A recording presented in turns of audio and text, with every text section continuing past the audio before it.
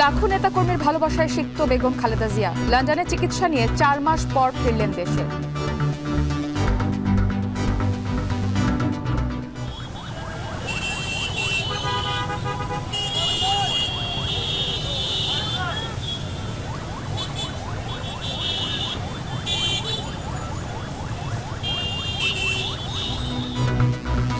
স্বাগত জানিয়ে বিমানবন্দর থেকে বাসভবন পর্যন্ত জনস্রোত।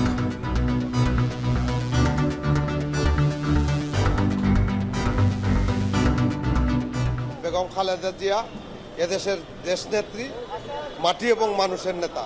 এই দেশের স্বাধীনতা সার্বভৌমত্ব বেগম জিয়ার হাতে সুরক্ষিত। আমরা অনেক খুশি, আমাদের দেশে সুস্থ ফিরে আসছে।